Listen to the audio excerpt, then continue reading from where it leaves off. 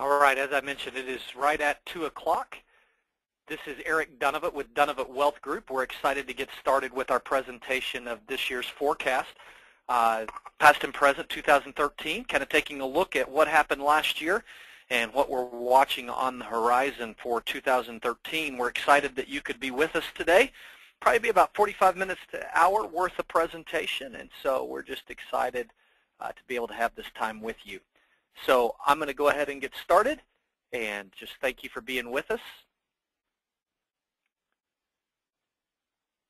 As we get into things here today, this is a recorded event, and so if you've got any questions, actually what I'd ask you to do is email those to us or give us a call here at the office. We'd be happy to answer any of those questions, but as we are recording this event, we can't really record the questions and answer those during this session, but we'd be happy to answer any questions that you've got.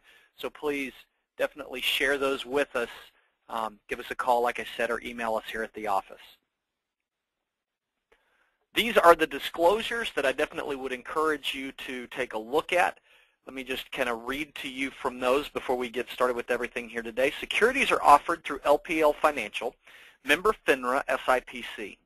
Investment advice is offered through Dunavant Wealth Group, a division of Cardia Planning, LLC, a registered investment advisor and a separate entity from LPL Financial. The opinions voiced in this material are for general information only and are not intended to provide specific advice or recommendations for any individual. All performance referenced is historical and is no guarantee of future results. All indices are unmanaged and may not be invested into directly. And as we talk about different tax information in here, the information is not intended to be a substitute for specific individualized tax advice. We suggest that you discuss your specific tax issues with a qualified tax advisor. So with all of that behind us and the lawyers now happy, let's get in and talk a little bit just about our agenda and what we'll be covering in our conversation today. So first, kind of together, we'll do pretty quick a brief review of 2012 and then talk a little bit about where we are right now. We'll get into factors affecting the stock market and the economy. And then we'll go over some recent tax law changes and finally finish up with some projections for 2013. So let's take a look back at 2012. The market and the year started off pretty well with a pretty good gain into the early part of the year. And then we hit March and things went down almost 10%. What's interesting is, and just for sake of just understanding our expectations and what you see happen, is that the markets decline on average about 10 to 15% once a year. So seeing that loss happen certainly is emotional and something you might feel when it happens, but it's not uncommon. So that drop was almost 10%, and then the market rebounded up 14.7%, and then when all was said and done, by the end of the year, the return from the beginning of the year to the end of the year, although it had some volatility in it, as you can see the ups and the downs, was 13.4%. So what happened last year? I think what happened during the year last year is really no surprise. It kind of feels like a repeat of news we've been repeating just over and over and over again. Three big issues: Europe, the U.S. presidential election and how the outcome of that was going to be resolved, and then, of course, the fiscal cliff. And as we kind of head into 2013, I think that these issues are still with us today, unfortunately. Europe is, although quiet right now, still has its own issues. The U.S. presidential election, although behind us, there's still uncertainty about what that means and how well Congress will work together to get certain things done. And then when you look at the fiscal cliff, it's staring at us right now as an issue that needs to be dealt with. They certainly patched up and solved a little bit of the issues at the end of the year, but there's a lot more to be dealt with, especially when it comes to the debt ceiling. So let's take a look at S&P performance by sector and talk a little bit about what happened last year in each one of the sectors, and then talk about kind of what we've seen during not only last year, but since the peak of 2007 and the low of March 2009. So last year, again, the S&P 500 was up about 16%. That's if you reinvested the dividends. I showed you the other number. That was just simply bottom to top without reinvesting dividends when it was about 13%. So you're looking at a 16% return on the S&P 500. There were some really good categories, things like financials and consumer discretionary, and then there were some categories that didn't do really well. Energy, utilities, 1.3% for utilities, 4.6% for energy. What's interesting is you take a look, since I'm going to kind of focus in on two areas here. Let's look at since the peak of '07 and since the low of March 2009. So, up 128% since the low of March 2009, and since the peak, the last time we were near all-time highs in 2007, only up 2.3%. And again, that number assumes that you have dividends reinvested. So look at the various categories, though, as well. Since the peak, some areas that haven't done, or that have done really well, and some that have done really poorly. So like consumer staples, up 45%, even since the peak. Consumer discretionary, 37.5. What's interesting is consumer discretionary, even though we were going through what was kind of termed the Great Recession, we were in the consumer, where you have discretion to spend, those types of stocks have seen the greatest performance even since the low of March of '09. I mean, it's been consistently one of those areas that have done a little bit better, so up 218%. What I want to draw your focus on, though, is the financials, because we talked about how those had such a great year in 2012. Well, take a look. Since 2009, they're up 180%, but since the peak of 2007, they're still down 48%. What that shows you is how much damage was done just on financial stocks, which is banks and brokerage companies and investment and insurance and those types of things, just how much damage was done in that area of the market. Another piece that I would like to pull out of here and talk about just a little bit, I'm going to deviate from the chart a little bit, but we'll revisit as we go through the presentation, is simply this. Right now, the stock market is near an all-time high. And let's talk about historically what happens over years. And if you've been with us before, we've talked about this before, but I think it's worth revisiting. Typically, the stock market historically will run through 10 to 15-year periods of good, strong growth, which we call secular bull markets. And then they have periods we call secular bear markets, which is where they run through 10 to 15-year periods of just kind of running sideways. Nothing really happens. That's where we've been since about 2000 if you look at everything. Well, let's look at history. So what typically happens that causes those secular bear markets and secular bull markets to take place? Well, there's a measurement for stocks called the PE ratio, which is the price of the stock divided by the amount of money that the company is earning. And that becomes the PE ratio. It basically tells you how affordable or how cheap stocks are.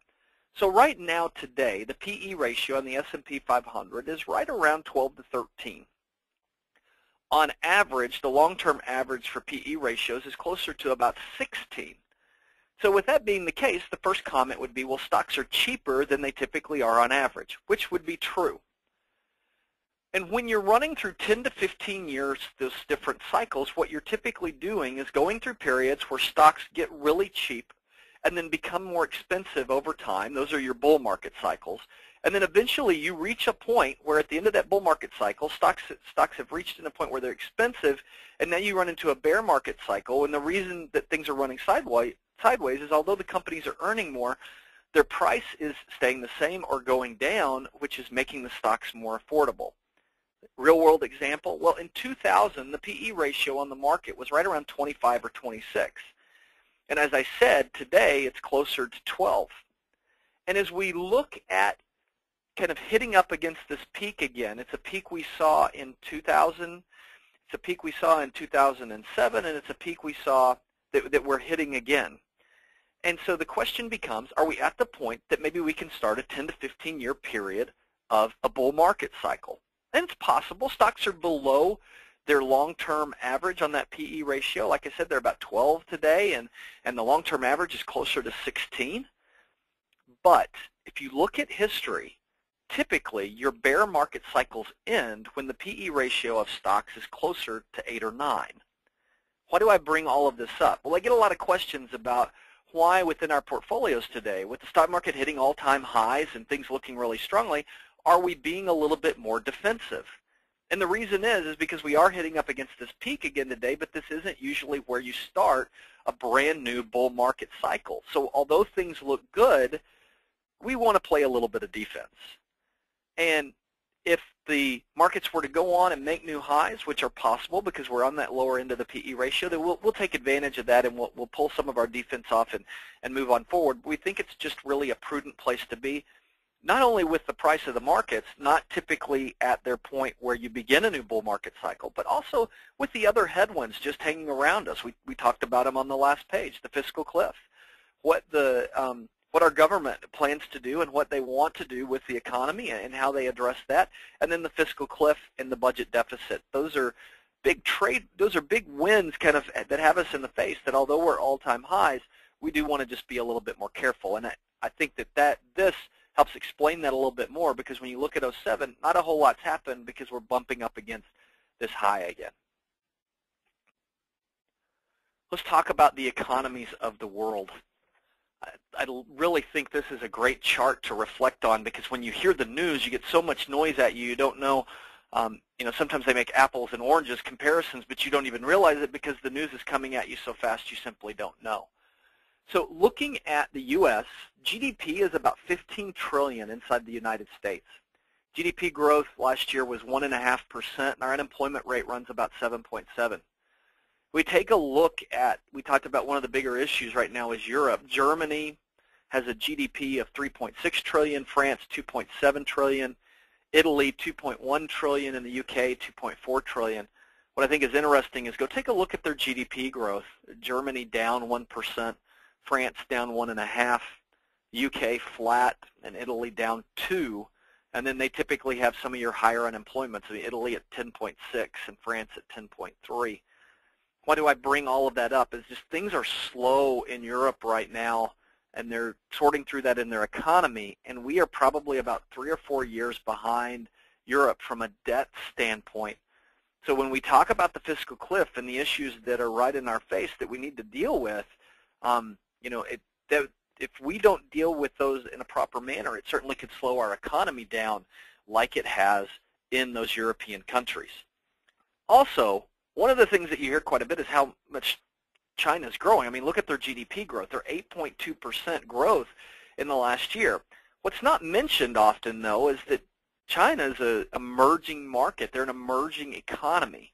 But when you look at their GDP, they're only just a little bit more than half of what the U.S., $7 trillion. So the U.S. is twice as big as China is in what we produce inside our country and make available not only to us but to the rest of the world.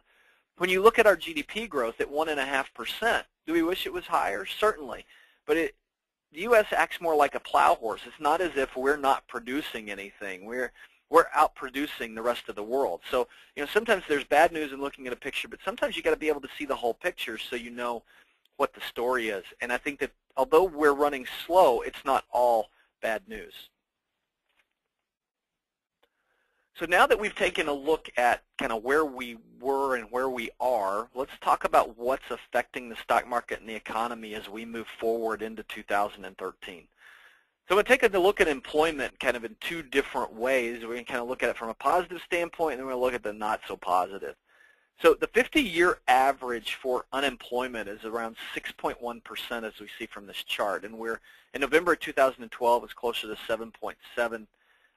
And trending down, which you would say, okay, that's good news. We're seeing things trend down. There were 8.9 million jobs lost during the Great Recession, and we've put back 5.1 million jobs. So that's good. 60% of the jobs that we lost are back, and so we can feel good that things are getting a little bit better on the unemployment picture. On the other side of the coin, there are certainly some major headwinds on the unemployment front. This is a chart that shows you what we call the labor force participation rate. It's the percent of the population who's 16 years or older who are actually working or are out looking for work. In the 40-year average, that number is about 65%. And in November 2012, and it's continued to decline, it's down to about 63.6%. People have been discouraged with how high the unemployment has been and how hard it's been to get a job, and have simply quit looking for a job, and that's caused the participation rate really to decline. What it means is if we were to see a big influx of jobs and see more jobs come onto the market, it's highly probable you'd see unemployment go up, even if it looked like more people were going to work. And the reason that is because if more people are participating, that will raise your unemployment rate.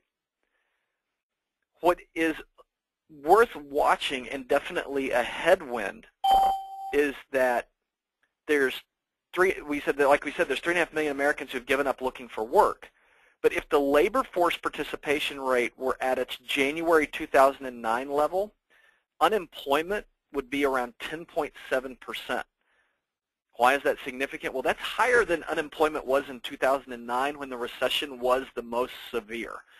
So definitely worth keeping an eye on unemployment. We look for good news. I think there's really good news in the housing market.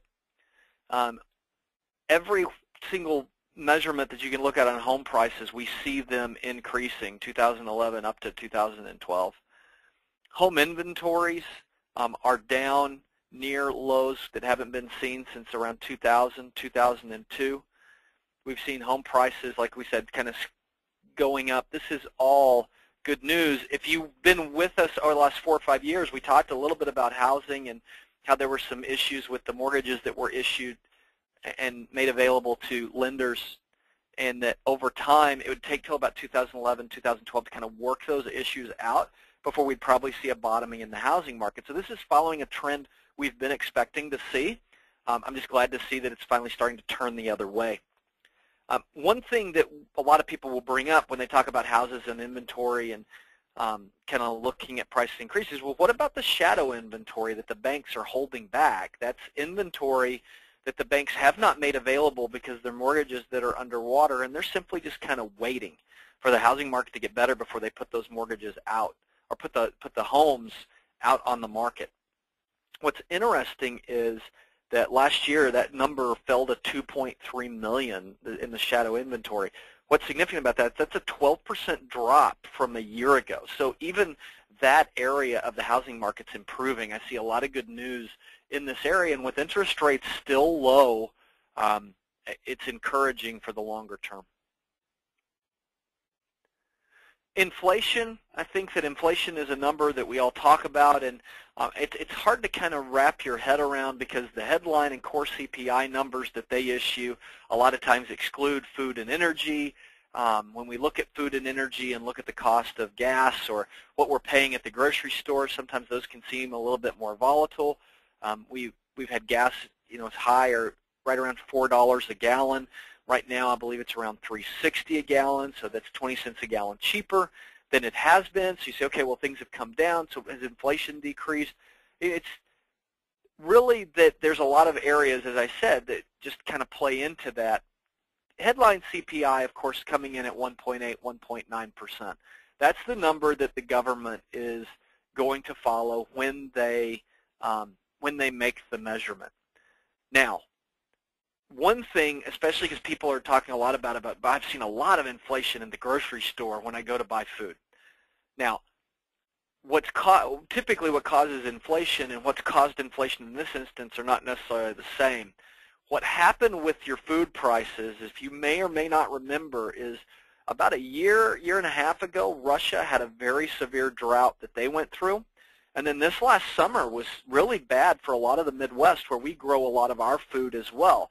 And so we're feeling more the effects of the droughts that have happened worldwide and the availability of food than we're feeling any government intervention or something that the Fed did in issuing or not issuing a QE, a quantitative easing or something like that. So I would expect we'll probably continue to see food prices high for another year or so, and it will depend on how this planting season goes. But a lot of that has been driven more by the weather than it has by anything else. The other thing, too, when we look at inflation, although this measurement's low, and we like to say, well, inflation's really high, sometimes we're selective about what we pick when we consider inflation. I mean, consider housing. If you're looking to purchase a house now, that's been deflationary. Prices of homes have come down. When you look at electronics, we've seen those come down in price primarily. You go to get a new computer, what I would pay today versus what I paid even 3 or 4 years ago to get a new computer and get the amount of technology that comes with that is significantly down from what I would have paid just a number of years ago. So some things do have inflation with them. Some of those come down based on where we get some of our suppliers. Some of China's GDP is in sending us clothing and household items and things like that that we pay less for over time. So inflation is an important element we'll be watching, especially as we go forward. But the other flip side of the coin of inflation kind of comes up as we take a look at the next picture. So I thought we'd kind of do a visual here and say, okay, your single-family home, what did you pay in 1991? Around $97,000. You pay $246,000 today. What's interesting about that is that's after we looked at the chart on how much home prices have come down. Not only is that home inflation, but then you had your boom, and then this is through part of the bust. That's a significant increase in the price of those properties, and you see it in the loaf of bread, college education. We talked a little bit about gasoline as well. What's interesting is when people measure risk, a lot of times, and they're making investment decisions, typically what they're not talking about is risk, but volatility. They say, I don't like the riskiness of the stock market. What they might really be saying is, I don't like the volatility of the stock market. I don't like the way it goes up and goes down and kind of moves me around. I'd rather be in something that doesn't move around as much, which is why some people in that area typically lean a lot more towards CDs or fixed income, bonds, things that typically have something more stable. But the challenge is risk is all around us, especially when it comes to inflation. And inflation is probably the biggest risk you don't see that sneaks up on you. So even if you owned a good CD, paying a certain amount of interest, especially at today's CD rates, I think at 1 year about 1% maybe if you can find a good bank. And we looked at CPI at 1.8 and certainly higher in other areas, which means inflation's going up more than you can earn right now. So the risk is in spending power, losing spending power. So one of the things that we caution people against, even though they may feel conservative, is not to give up spending power to avoid volatility. So not that you want to be 100% invested in equities or 100% invested in fixed income, but that there needs to be a nice balance in there because each piece serves its purpose. And sometimes you're balancing risk or volatility, and sometimes you're balancing risk or spending power. But really knowing what risk you're trying to manage as you make those decisions. But I think this kind of brings that home as a reality of if all you had was a CD paying 4 or 5% in 1991 and paying $1.12 for gasoline, it certainly was not going to provide you the amount of dollars today to pay $3.30 a gallon off of that same invested CD. Let's shift and take a look at kind of corporate health and where companies are. Are we talking about stocks? Where are companies in the market right now? It's really interesting. Since 2007, companies have been holding on to cash in a really, really big way and making it a bigger part of their balance sheet. I mean, you're looking at almost double where they were when we began the decade of 2000. Why is this happening? Well, a couple of reasons. One, we've been through a couple of really bad times, and so if you remember how foolishly companies spent their money back in early 2000, 2001,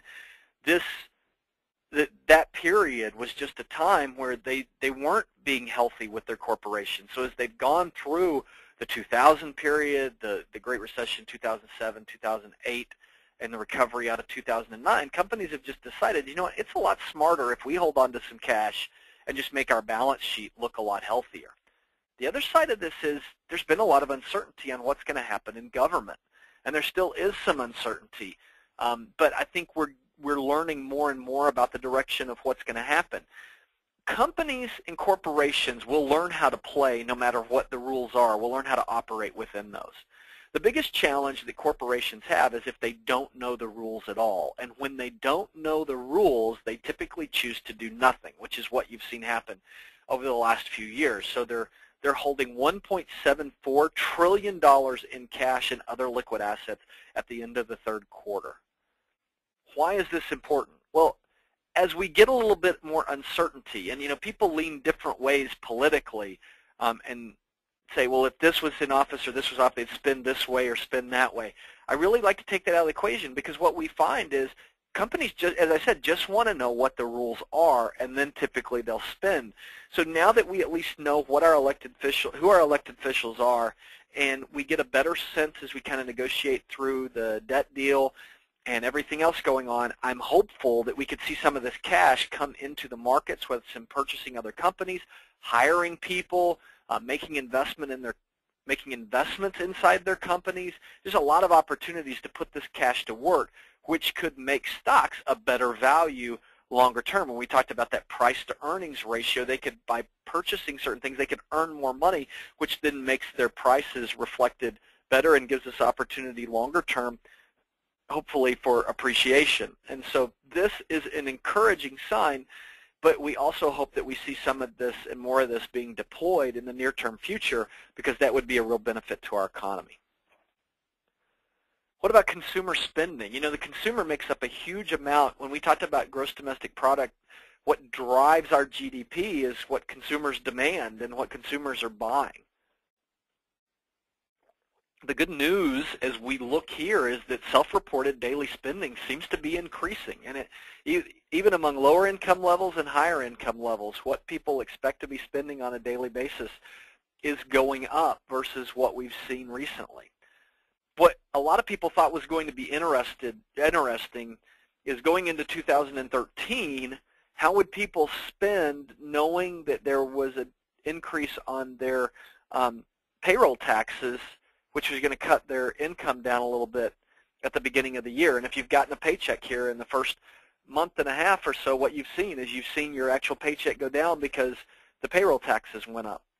Well, so we were waiting to kind of see here at the first of the year, would people continue spending? Well, we've got January's data, and these daily spending numbers still seem to be holding in line, even though despite that taxes raised.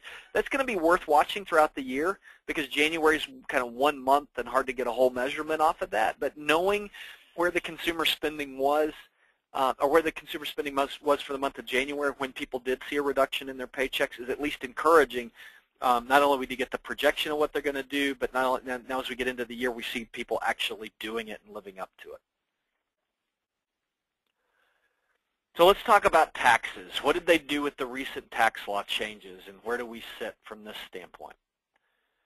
Well, we've got the plan now in place last minute, kind of December 31st, January 1st, 2013, before the markets open. Congress and the President all get together and kind of pass a deal. And so this is looking at two different sources. So you've got the Congressional Budget Office and their estimates of where the net debt is going to be, and then you've got more just kind of a review from J.P. Morgan of where they think that the forecast of where the debt to GDP ratio is going to be going forward based on their projections. Now, inevitably, and I don't care who's in power, your Congressional Budget Office is always going to try and give you a better picture than more what the realistic expectations are. So that's why you see the difference between the 72.8% and the 58.3%. The interesting thing as we kind of get into the negotiation is they can increase taxes, but the plan that's been put forward so far is like trying to put a Band-Aid on the Titanic. And there are other issues going on, and we're going to unpack those a little bit more as we dig into kind of where the tax laws are, but also kind of what our budget situation is within our government. What is more important to understand than anything, though, that we referenced a little bit earlier, is that if we don't deal with this issue and deal with it soon, we face a lot of the same issues that Europe is facing now.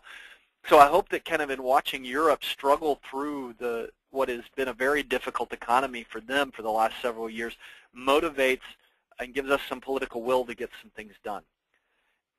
The most interesting piece that I pulled out in digging a little bit deeper into both of these scenarios was that when you looked at the Congressional Budget Office and you analyze a little bit closer how that House Resolution 8, which was that act that was passed last minute before we started 2013, and what they found things were going to reduce, they found that it will reduce spending about $737 billion. I mean, that's a lot.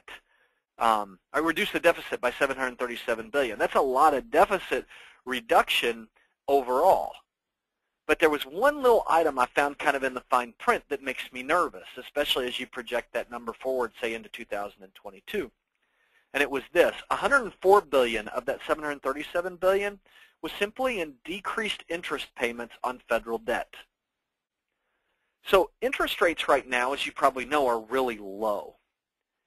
And what you may not know is a lot of federal debt right now is very short-term. So they're refinancing short-term debt at low rates. That's great. That helps keep the amount of interest we have to pay down.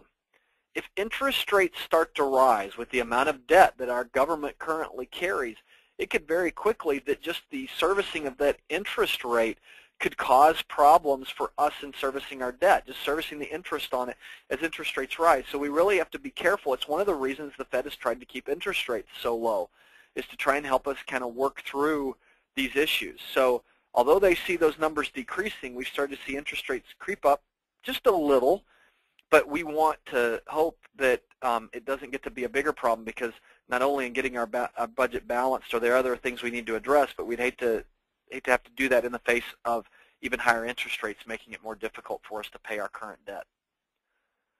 I think that you'll have a lot of fun with the next slide. I wanted to just, let's put this real world. Let's say that you and I are and our budget resembles what the U.S. government's doing, because when we throw out really big numbers, we as human beings have a tendency just to glass over. I mean, you're looking at the tax revenue for the U.S. government at $2.1 trillion. What does that even mean? Well, okay, let's take and put this in real world. Let's pretend you and I have a hypothetical household income of $100,000 a year, but we're spending about $159,000 a year. So guess what? We're incurring debt every year to the tune of just over $59,000 a year. We only make 100. I mean, that's a lot of money to be adding in debt every year. But here's the other problem. We already owe $648,000. Why do I put this out there? Well, depending on which political party you side with, everyone's got their own answer. The Republicans say that we can't raise taxes. A lot of the Democrats want to say that we can't cut spending in certain areas. And the real truth of the matter is, unfortunately, is we don't have a choice but to do both. This issue is so big. If you were a person who was spending $159,000 and only making $100,000, perhaps you could go get a second job and earn a little bit more money, but not to the tune of $59,000 a year. You would have to cut some of your spending. On the flip side, even if you were able to get your spending cut to a point that you weren't accumulating more deficit, you still owe on your past debt of $648,000. Revenues have to be raised somewhere else. And so it's not a one or the other, but the question is, do we have the political will within our country to go do what the hard answers are? But both sides are going to have to give concessions inside of that, because it's going to have to be done in both ways, as I've said. Here are the tax changes depending on where you fall from an income standpoint that we saw between 2012 2013. So wage income went from 37.9% on the highest rate to 43.4%. Capital gains go from 15 to 23.8. People go, no, Eric, it only went to 20. Well, you get the Medicare tax thrown in, so that's your 3.8% to make it to 23.8. Dividend taxes go from 15 to 23.8. The payroll tax, which is what a lot of us felt in our paychecks first of the year, went from 10.4 to 12.4. The estate tax went from 35 to 40. I think the estate tax is the most interesting as we look at this chart. 2 years ago it was 45. So although you see an increase here, it's actually a decrease over where we were just a couple of years ago. When you talk, let's go back to kind of the media and how we sometimes get confused when they tell us things. All these tax rates going up certainly are a concern, but it also is, does this number affect you? What affects you and what doesn't? In order to be at that highest wage income tax rate, you need to make more than $450,000 a year as a married couple, or $400,000 as a single person. And so it doesn't affect everyone. Everyone else below that level stays at the same tax rates that they were last year. And we'll unpack that. It works the same way on the capital gains and the dividends. Some people are still paying 15% for their dividends, and some people are paying 23.8. It makes making sure that you're thinking about your tax planning just more imperative and more important. Let's also talk about tax rates on kind of where the taxes are coming from and where they will come from in the future. Just looking, this is just 2009. So the top 5% of your income earners made up 31.7% of all income. 5 to 25% were 34%. The bottom 75 were 34.2%. What's interesting, though, is that your top 5% of tax earners are already paying 58.7% of your taxes. This is before we factor in the new tax changes that were made this year. Those in the range of 5 to 25% of income are paying 28%, and the bottom 75% of incomes, which means 75% of the people in the country, are paying only about 12.7% of our taxes. There certainly is, a feeling that, well, we'll just tax the people who have the money. A couple of things on that point, when you look at the wealthy, is that their tax bill is already so high that you will reach a point where it will become counterproductive in taxing them.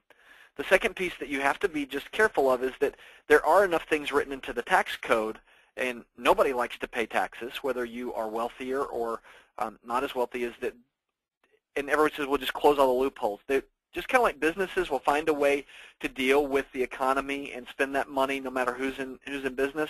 People who are wealthier will also find a way to reduce their taxes and avoid having to pay more of their burden as things go up, and they'll look for opportunities to make, whether it's through investment or through charitable causes or whatever is out there.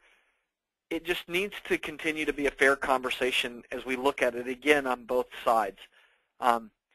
But unfortunately, no one likes to hear this. We probably all need to be paying more in taxes to solve our problem, as we looked at from the last slide that I put up.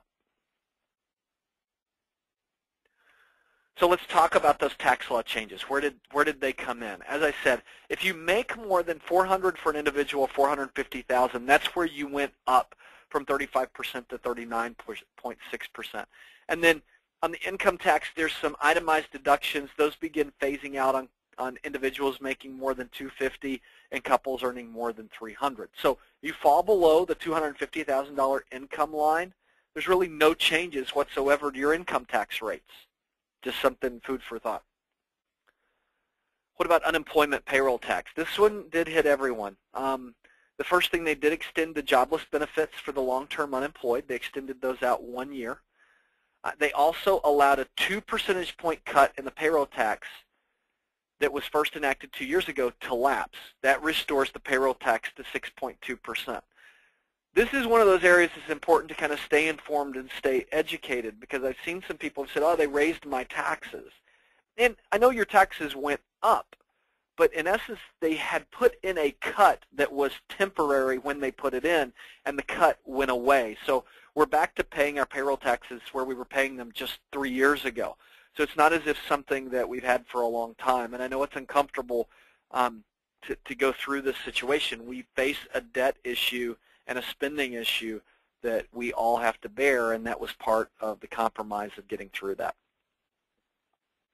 Estate taxes, we spent a little bit of time on this, 40% from 40%, and then on the first $5 million in the value, again, it was 35% in 2012, but it was 45% in 2013. The most surprising thing that came out of the tax law changes came within the estate taxes, and that was the $5 million exemption. What does that mean? It means each person, me, you, your spouse, has $5 million that they can have within an estate before there's any estate taxes that have to be paid on that. And actually it's a little bit more than that, because they put in an inflation adjustment. So it's about 5.12%. Which means each couple has as much as $10 million. So long as a couple collectively with everything that they own is worth less than $10 million, they're not going to pay any estate taxes. Why did this surprise me? Well, it had been, you go back several years ago, it was $1 million. Then they did a compromise that took it up to $3 million apiece. And just last year, they added it in at $5 million. And there was a lot of expectation in the estate planning community that they would just take it back to the 3, that the $5 million was kind of a one-year deal. And they've said that this is the permanent number that they want to stay with, is the $5 million. Now, it's government, and permanent means just until we change it again. But it is at $5 million right now, which is good news. There's one other piece in here that's not mentioned on this slide that I thought was good news from an estate planning standpoint, especially if you think about the years when it was like $1 million. It used to be, I said, each person has their own exemption. So I have $5 million. My wife has $5 million. It used to be that if you passed away and left everything to your spouse and didn't do the right trust documents and estate documents, that your exemption would go away. So take a couple who had $2 million and there was $1 million exemption apiece, and the husband passes away and he leaves his $1 million to his wife and didn't do the proper planning. Well, now he's passed away and he left $1 million to his wife, so now his wife is worth $2 million. When she passes away, if she only had $1 million exemption, she would owe estate taxes on the next $1 million. Well, they put a provision in this estate tax law, which is really good, which says that that exemption automatically passes with you so long as the proper tax documents are filed. So if you've got a couple, say, worth $10 million and one of the husband passes away, his $5 million exemption can go with his wife. So that if she passes away with $10 million, it stayed with her. So she can use her 5 and his 5, even though he passed away a few years before, and not pay any estate taxes. That simplifies planning for a lot of people going forward. Capital gains and dividends. So taxes on capital gains and dividends, if you're in that higher income level, 400 to 450, you did go from 15% to 20. And a lot of people saw that change, but it's whether or not it affects you. The other piece that is not in here, especially when we talk about capital gains, is that 3.8% Medicare. That number kicks in if you make over $200,000 to $250,000. You have to pay the extra 3.8% Medicare. But again, if you're below $200,000 in income, there's really no changes to your overall taxes other than the payroll tax. Higher than that, we certainly need to be strategic and thinking consciously about how we want to, what opportunities are available out there to kind of minimize the tax burden and help you weather that storm. And we talk to our families and clients about that on an individual basis to help them get through that. The alternative minimum tax was enacted to kind of keep people who were in the ultra wealthy to avoid using some tax loopholes, so it was a minimum tax that they would have to pay. Unfortunately, it never was indexed for inflation, and so it was really starting to hit a lot of people it was never intended to hit. So they put in an inflation adjustment, which really helps nearly 30 million middle and upper middle income taxpayers who were about to be hit with paying that higher tax bill. So that was a positive move on the tax front. And then just some other changes, the expansion of child tax credit, the earned income tax credit, college tuition, bonus depreciation. You can kind of read through here just some of the smaller items that weren't so much on the front page of some of the tax changes.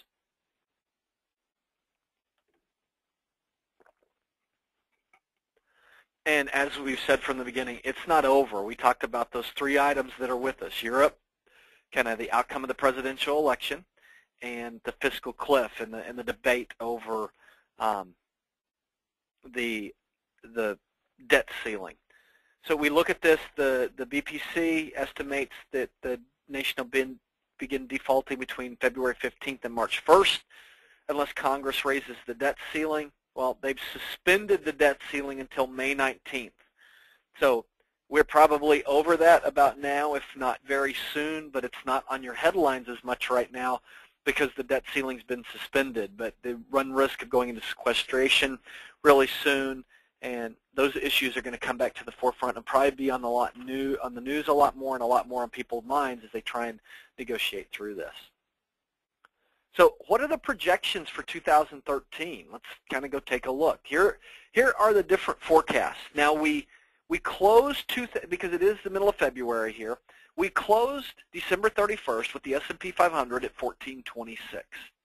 So these projections are built off of that 1426 number and where they thought things would go in 2013. So like Morgan Stanley has it at 1434, Putnam Investments at 1490, and then some like Federated Investors as high as 1660. Average them all together, 1562, about 9.6% worth of growth is the expectation that these groups on average had in place. When I got ready to come on today, we were right around 1499, 1500, I believe, and so we were right below that 1500 range, and we've been a little bit higher the last couple of days. Have kind of seen things come down a little bit as we got near a peak, and I talked about that a little bit, and we'll reference it again before we finish up. That peak kind of seems to be a barrier until we can break through that. It's going to be, we're going to be more cautious in our approach as we kind of watch that peak come up and then bounce off of it. So here's the GDP forecast for 2013 and beyond. You can see in 08 we were down about 0.8%, and 09 wasn't much better at 0.2, and then we've been running just shy of 2%. 2013, I'm sorry, just shy of 3% some years and right around 2%.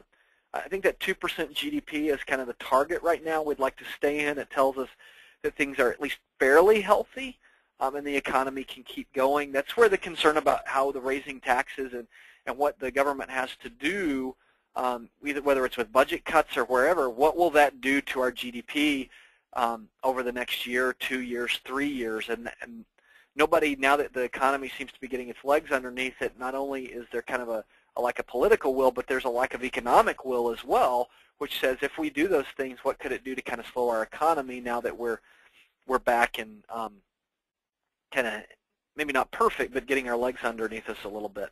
But 2.3% is the projection for 2013, and then 2.8 and 2.9 for 14 and 15. Yet to be seen. We'll kind of see where things go. What I thought was most interesting, you look at the projections for the S&P 500 as well as the projections for the markets going forward, or for GDP going forward, is, you know, where do you think the risk is to your forecast? Is it more to the upside or more to the downside?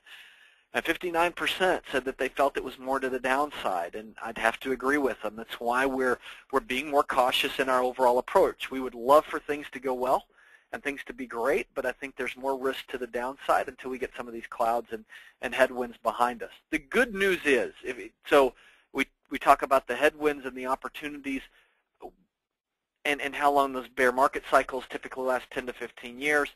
Things end, and things will get, I believe, I'm an eternal optimist. I believe longer term things will get better.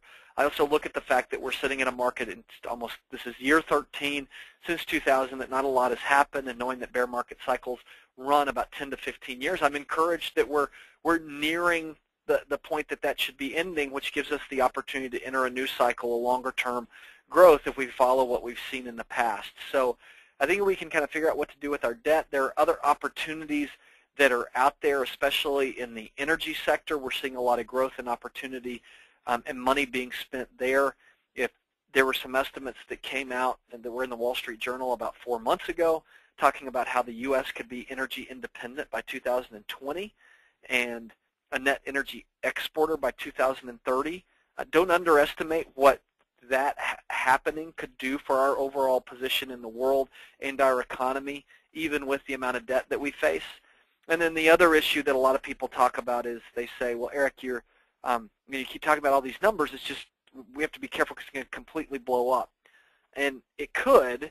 I mean, I don't have the crystal ball that tells me exactly what's going to happen, but the other thing is that trying to predict on disaster or things going completely wrong is a very difficult prospect to do, even when your U.S. government and the debt issue is as big as it is, and I'll tell you why. There was a book written by two economists, Rogoff and Reinhardt, called This Time is Different, where they evaluated a ton of different financial crises over the last 300 to 500 years that have happened and what the outcome was in each one of those. And the common theme was it was unpredictable. There was no way you could predict when the economy kind of reached its end point.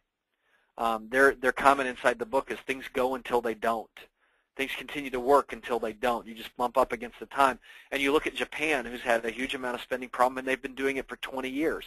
Japan may be able to do it longer. In the U.S., we might be able to do it longer. It may end very soon. You have to kind of play off of that. There's no way to know and no way to predict it.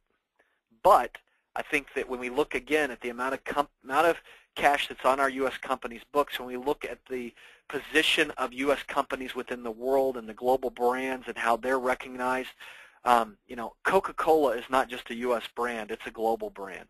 Apple is not just a U.S. brand, it's a global brand. And those companies are, and I could go on and list others, and those are not specific recommendations to buy those companies. They're simply references that I could go on, that there are really good companies that are located right here in the United States. And that's what we buy when we invest, is we buy the best of the brightest of what's here and what's available in our country when we're making investment decisions. So how do you do this? How do you invest? We talked a little bit about the risk of spending power and the risk. I'm going to spend a little bit more time on risk of volatility, because I think this is the one that sneaks up on people the most. And there are different ways that we address it with our investors, and I think it's worth bringing it to the forefront. So I like to talk about this kind of like you do, like you're driving a car. So some people are so comfortable and have enough money, they just feel like they can ignore risk. If I get in a wreck, I'll just buy another car. I'm going to drive however I want to. If I run the stop sign, no big deal. I understand that might put me at a higher risk of crashing, but I'm just going to kind of go. I feel comfortable ignoring the risk. And some people are just the opposite. I'm absolutely going to avoid the risk. I'm not going to drive. I'll have everybody bring me everything that I need. I refuse to get out of the house, because if I step in a car, there's a possibility I might get in a wreck, and I don't want to do that. Other people choose to manage the risk. They say, you know what, I could get in a wreck, but I'm going to be as safe as I can. I'm going to put my hands at 10 and 2 on the steering wheel. I'm going to drive. I'm going to stop at every stop sign for 8 seconds and look both ways. I'm going to stop at every yellow light, even if it's about to turn red. I'm going to go exactly the speed limit or below. I'm going to do everything I can to manage risk. But they understand, even if they do all of that, they still could get in a wreck. And then other people say, you know what, I know I'm going to get in a wreck. I know I'm going to be careful. But you know what I'm going to do? I'm going to completely transfer all the risk that I can. I'm going to buy all the insurance that I can get. And if anything happens to my car, I want to have it covered. I don't even want to have to think about it. Anyway, investors are a lot the same way. What I find is there are certain people who can invest and they can just ignore all the risk that's out there, and they make good investment decisions as they go along. What I find is a lot of times that those people do a good job and also find a little bit of benefit from managing their risk. That they know that maybe sometimes they're a little bit careless, and all they need to do is just, if they put a little bit of management on it, they know they still might get in a wreck, but it's going to help them make longer-term prudent decisions and get farther ahead. And those people, we help invest, and we help kind of show them how do you put those controls in. The other thing is there are people out there who want to avoid risk. Eric, I don't like the volatility. I don't like the way that it goes. I just would as soon sit in CDs and sit over here and just try and be quote-unquote safe. And as we talked about, there is risk involved in that, especially on the spending power front. People who avoid risk are more than likely the people who want to also look at transferring risk. And there are ways of transferring risk through different products or different investments that you could make. Now, just like in the real world in driving a car, if you are someone who chooses to transfer the risk, it costs more. But it just depends on your personality. Some people say, yeah, I want to transfer the risk. I absolutely would feel a lot better if I paid more but could transfer some of the risk that I'm taking on. And some people say it's not worth the cost. I can ignore it and I can manage it, and I don't want to deal with the cost. And what we found is that for those people who are stuck in a void, a lot of times by transferring the risk, it at least helps them get off the point of a void so that they can do something that will help them stay ahead of that spending power. And that's the biggest issue that we address when we're looking at risk with the different families that we serve. And we're going to finish here on strategy. But I think that this is probably the most important element before we leave today that I want to talk about. And this is just a look at a growth of $10,000 over the last 30 years, since 1980. So the last 30-year period have been strong. If you put $10,000 in stocks, it'd be worth about, in the S&P 500, it'd be worth about $211,000 today. $129,000 if it had been bonds, $46,000 if it had been in a CD. And inflation's been around $25,000. Now we talked about, one of the things that I think is important to see is look from 1981 through about 1980 to about 1999. There's a little bit longer that's 20 years, a little bit longer than that 10 to 15 I was talking about. But that's really your typical bull market cycle. you see some, it doesn't mean things don't go down. I mean, you look in 87, market crash. You look in 91, market went down. Even 1998, the market went down before it turned around and screamed back up. It doesn't, bull market cycles don't mean you don't have periods of things going down. You still even have, 20% drops, which is technically a bear market. Those happen in the middle of bull market cycles. What's typified by them is they're consistently going on to make new highs even after dropping down. What you see since 2000 is, again, what I referenced as more of a bear market cycle. We go down and then we kind of make our way back up and we hit against the peak. And then we go down, and again, if you look at today, we're getting near that peak again. And those go on about 10 or 15 years typically.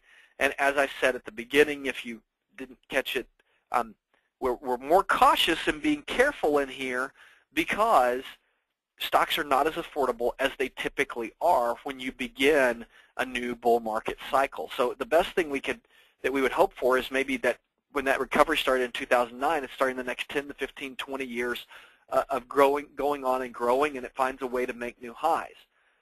But until we kind of see that break out, it's a concern that we might be bumping up against that bear market cycle top, and we just want to be cautious about that. But it will end. We will come to a point that we will start to go on and make new highs going forward, and there'll be great investment opportunities. When we were talking about risk and reward, though, the other piece that we need to look at is the fixed income, bonds and CDs especially. And we were talking about spending power. When you look at that inflation number, you see that the CDs were barely more than the inflation number was.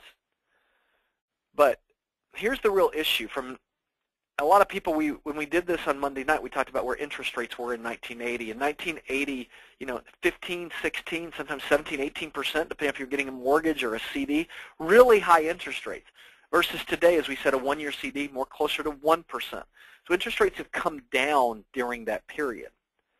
Not only that, when interest rates go down, it works like a seesaw. When interest rates go down, the value of bonds goes up. Well, we are now in a period where the value of where interest rates are really low, and the opposite happens. When interest rates go up, the value of bonds goes down. So when you look at this chart, what you have is a 30-year history of not only earning interest, but we had a declining interest rate environment. So the bonds and bonds and CDs were getting an additional bump from the fact that interest rates were coming down during that period. Bonds and CDs are going to be fighting a headwind going forward just from rising interest rates. Now, I don't know how much interest rates are going to rise. I don't know when they're going to rise. I wish I did. If we did, we'd know exactly how to play that. It's being careful and knowing how to invest, because the last 30 years more than likely won't look like the next 30 years, especially in the bond and CD market. So if you've got any more questions on that, again, call our office or send us an email, and we'd be happy to go through and answer that. I really want to thank you so much for being with us this time. It's a joy just to be able to share this with you. If you'd like any follow-up, we'd be happy to kind of schedule a time for you to come in and sit down and visit with us. We always offer complimentary consultations just to kind of get to know each other. The most important thing here at Dunavant Wealth Group is the families that we serve really are that. They are family. So before we make a decision to work with a new family, just as you want to come in and get to know us, we want to get to know you a little bit and find out if you'll be a good fit for what we do here, because we do really pride ourselves on the way that we serve our current families. We want to make sure that we can consistently still provide that level of service while at the same time bringing on new families. And so we'd love to sit down and have that discussion with you. But what I tell every person when we come into the first meeting is I don't care how well the meeting goes.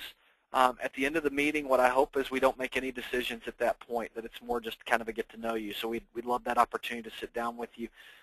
If you've posted a question, you got any questions, as I said at the beginning, we're not going to be able to answer those in this session because we're recording it today, but shoot us an email, give us a call. We'd love to answer those. Again, thank you so much for being with us today.